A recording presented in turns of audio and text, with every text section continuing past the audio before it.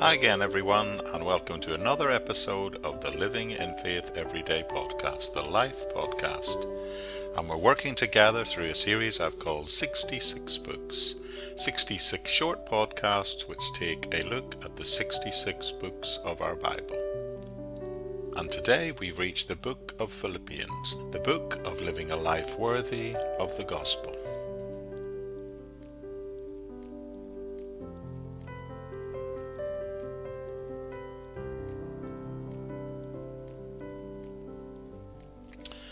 Philippians over the years has been called a love letter to the church.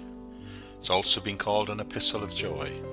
It really has stood the test of time over the centuries in its ability to bring encouragement in the midst of adverse circumstances to many, many people. For many, the inspiration comes from Paul's ability to illustrate the existing and the eternal compensations and rewards of being a disciple of Jesus Christ. Philippians chapter 1 verse 1 identifies Paul and Timothy as the authors, but most acknowledge that Paul alone was the author and Timothy was the one who scribed the words that Paul spoke. Paul, from the beginning and throughout the letter, speaks in the first person, and when he does mention Timothy in chapter 2, it is in the third person. The external evidence for Pauline authorship is found throughout church history, traditions, and very early writings. So who were the recipients? Well, at the time of writing this letter, Paul was being held prisoner. We know that from Philippians chapter 1 verse 13. But the letter does not specify the location of his imprisonment. Over the course of his Christian service, Paul was imprisoned many times. We know that from 2 Corinthians chapter 11. Though the only places of imprisonment mentioned in the biblical record are Philippi, Jerusalem, Caesarea, and Rome.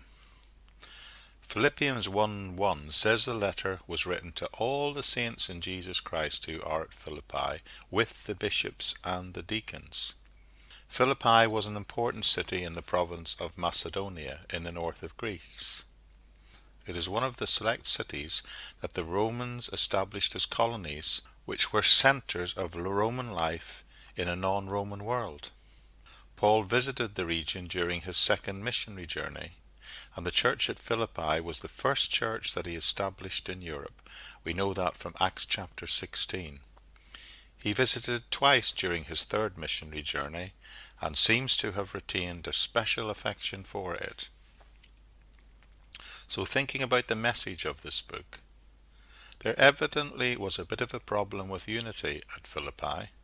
Philippians chapter 1, 2, 3, and 4 makes references to it. And in some sense they were like the church at Galatia, feeling under pressure from Judaizers.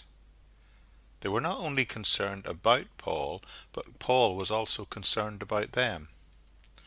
The subject of this book is living a life worthy of the gospel, and the message contained in it is an attempt to show how believers should live that life by standing fast in it and also by striving together for it.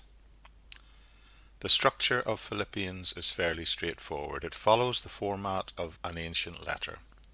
There is an opening, salutation, and greeting in the first couple of verses of chapter 1.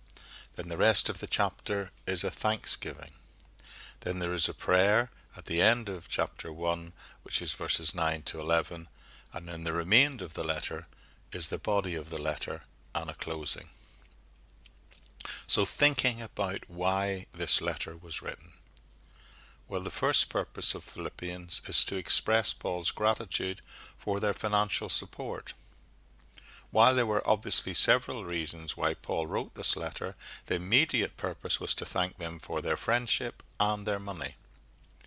The Philippian church had sent Epaphroditus with money to Rome for Paul, and Paul writes to thank them for the gift, and he does that within this letter. But the second purpose of Philippians is to explain his situation. The Philippians were not just concerned about his financial need, but they were worried about the fact that he was currently in prison.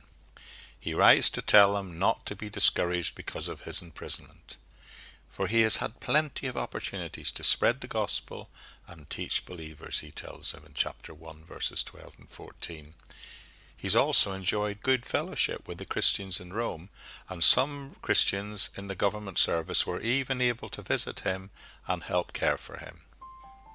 Timothy, he tells them, was also with them.